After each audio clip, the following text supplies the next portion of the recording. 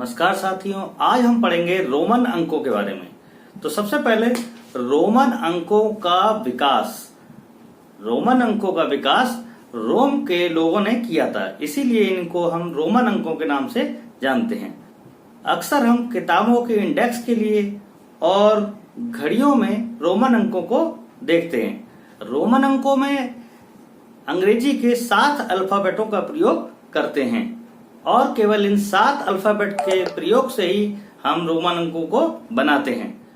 अब रोमन अंकों में हम केवल अंग्रेजी के 7 अल्फाबेट का प्रयोग करते हैं, जैसे I 1, B 5 के लिए, X का 10 के लिए, L का 50 के लिए, C का 100 के लिए, D का 500 के लिए और M का 1000 के लिए। तो इसको याद करना चाहें तो देखिए IVX LCDM। तो LCD 1 और 5 तो सबको मोस्टली याद ही रहता है और 10 के लिए हम X का प्रयोग करते हैं। और इसके नीचे के लिए LCD मोस्टली सब लोग जानते हैं LCD क्या होती है। और D के बाद DM का मतलब DM सबसे बड़ा होता है, इसलिए M सबसे बड़ा हो गया। तो IVX LCDM ये हम इस क्रम में इसको याद कर सकते हैं। और यदि हम इनकी संख्याओं को याद करना चाहें तो देखिए 1 5 और इसके 10 गुने 10 50 और इसके 100 गुना 100 और 500 और 500 का 1000। तो 1 5 और 1 5 के कॉम्बिनेशन से ही सारी संख्याएं इसमें बनी है। अब एक और चीज बताते हैं, यदि हम इसके ऊपर किसी के ऊपर ये बार लगा देते हैं तो उस संख्या का वो 1000 गुना हो जाता है। जैसे कि ये V का मतलब होता है 5 है, लेकिन अगर V के ऊपर बार लगा दिया तो ये 5 का 1000 टाइम्स हो जाएगा, यानी कि वो उस संख्या का 1000 गुना हो जाएगा। यदि जैसे मान लिए L है, L के ऊपर हमने बार लगा दिया तो L का मान है 50 और 50 का 1000 गुना यानी कि 1000 टाइम्स बढ़ जाता है। अब यदि हम इनकी गिनतियों को लिखें तो देखिए हम 1 लिखना चाहते हैं तो आया 1, ये ऐसे बनाते हैं। यदि 2 बनाना है तो हम इस तरीके से इसको बना देते हैं। और यदि 3 होता है तो हम इसको 3 को इस तरीके से बना देते हैं। अब यहां से हमें एक चीज पता चल रही है कि अगर हम क्या 4 बनाएं तो क्या हम 4 ऐसे बना सकते हैं? ये नहीं बनता।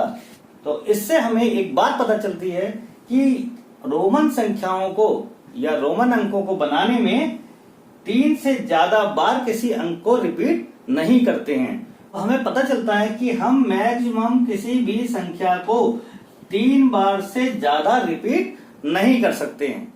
अब हमको लिखना है 4 चाहिए। तो 4 के लिए हम चूंकि I का हम 3 बार प्रयोग कर चुके हैं तो इसके बाद हम इससे बड़ी वाली संख्या लेंगे। 5 के लिए हम V का प्रयोग करते हैं।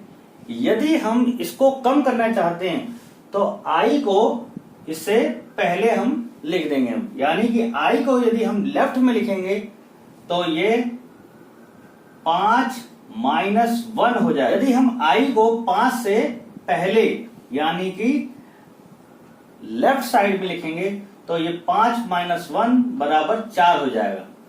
और इसी तरीके से यदि हमको 6 लिखना है तो देखिए V के बाद हम I को राइट साइड में लिखेंगे ये, तो इसका मतलब 5 + 1 बराबर 6 हो जाएगा। तो इस तरीके से यदि हमें संख्या को घटाना हो तो उससे पहले वाली संख्या को लेफ्ट में लिखेंगे और यदि संख्या को बढ़ाना है तो हम उस संख्या को राइट साइड में दूसरे अंक को, छोटे वाले अंक को लिखेंगे। और 5 को हमने लिखा, ये 6 को लिखना है तो हमने ये 6 हो गया। 7 को लिखना है तो 5 6 7 और 8 को लिखना है तो 5 6 7 8। लेकिन ये 3 बार हम इन संख्या को रिपीट कर चुके हैं। अब 3 बार करने का यदि 9 लिखेंगे तो 3 से ज्यादा एक संख्या नहीं आती, इसलिए हम लेंगे पहले 10 के लिए सबसे पहले हमने X लिखा। इस 10 को हमें कम करना है तो I का प्रयोग हम लेफ्ट साइड में करेंगे। लेफ्ट साइड में करने का मतलब हुआ 10 माइनस 1 बराबर 9। आती है कौन सी संख्या रिपीटेड है और कौन सी संख्या रिपीटेड नहीं है। तो I, X, C और M ये 3 बार 3 टाइम्स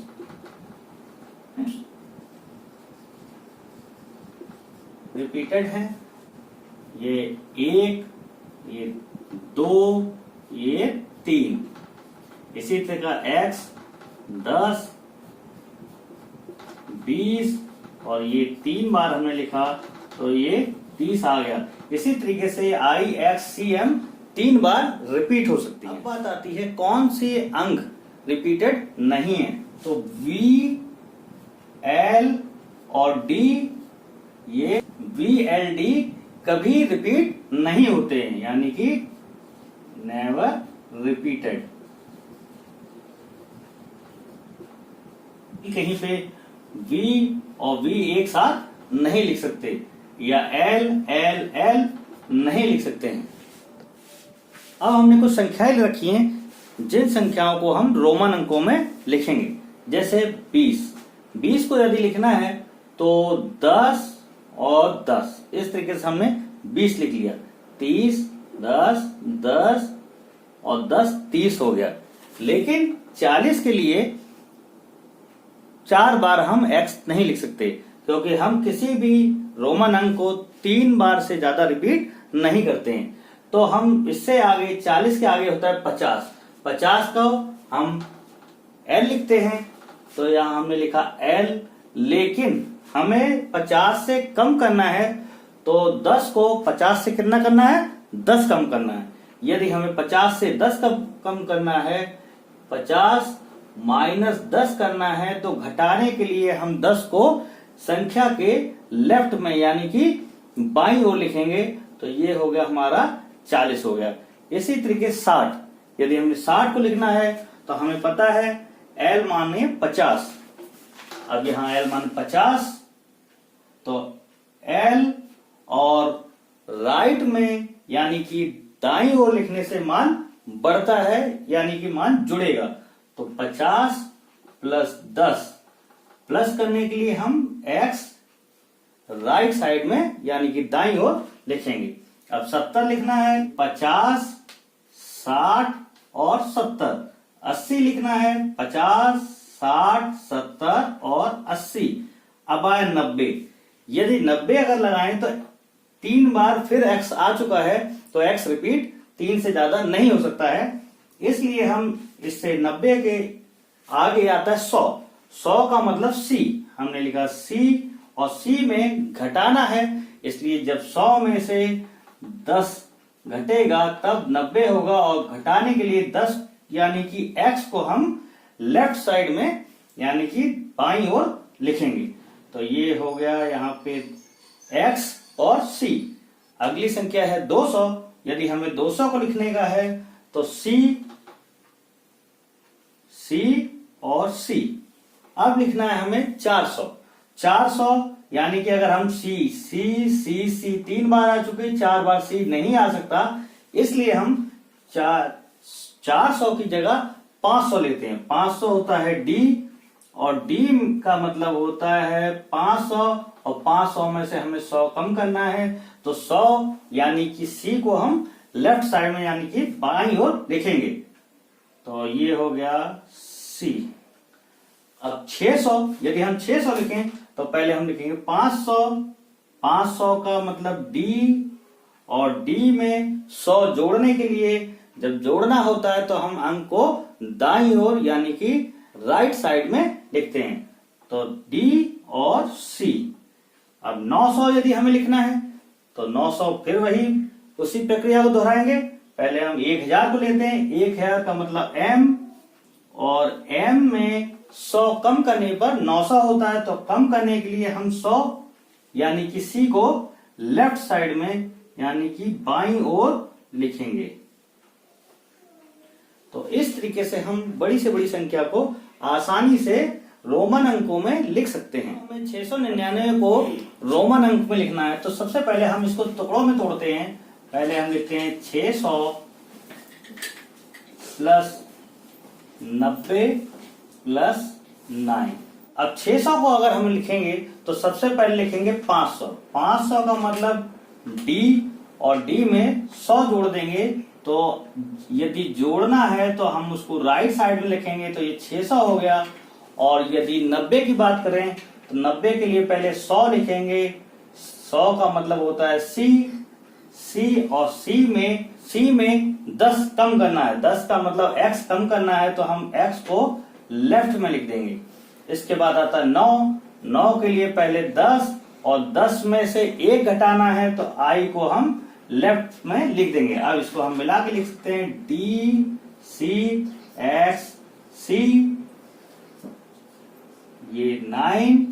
तो इस तरीके से हम इसको 699 को रोमन अंकों में लिख सकते हैं। 799 है तो सबसे पहले हम इसको शॉर्ट करके लिखते हैं 700 और 90 और प्लस 9। अब इसके आगे हम यदि 700 लिखना है तो 500 में 200 जोड़ेंगे। 500 का मतलब D और D में 2 बार 100 आएगा। तो D मतलब 500 में जब 200 जोड़ेंगे तब हमारा 700 होगा।